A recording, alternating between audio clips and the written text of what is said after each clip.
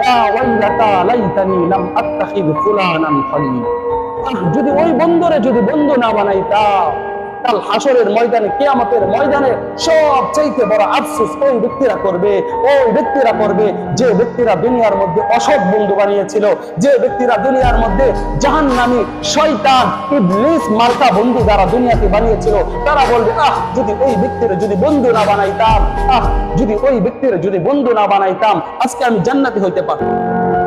এভাবে আল্লাহ বলেছে। আল্লাহ পরবর্তী আয়াতে বলেছে, ওই ব্যক্তিগুলো আবার আফসোস করে এভাবে বলবে, আমি তো একটুর জন্য তো আমি ইসলামের দিকে গিয়ে গিয়েছিলাম, একটুর জন্য নামাজি হয়ে গিয়েছিলাম, একটুর জন্য রোজাদার হয়ে গিয়েছিলাম, একটুর জন্য হক পথ আমি চিনে গিয়েছিলাম, ওই বন্ধুটার জন্য, ওই আপন মানুষটার জন্য আমি সব পথ পাইতে পারি না।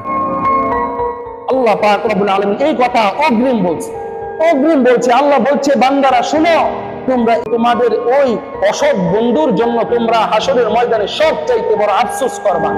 এরপরেও দেখেন, আল্লাহ আমাদেরকে অগ্রিম নিষেধ করেছে, এরপরেও আমরা অসৎ বন্ধু অ্যাভেলেবেল বানাইতেছি, যার কারণে দেখা যায় আমাদের সমাজের সন্তানেরা আগে অনেক ভালো তাকে দেখা যায়, কিন্তু কিছু খারাপ বন্ধুর সাথে চলার কারণে, খারাপ মানুষের সাথে চলার কারণে আমাদের সন্তানেরাও খারাপ হয়ে যায়। আছে না নাই?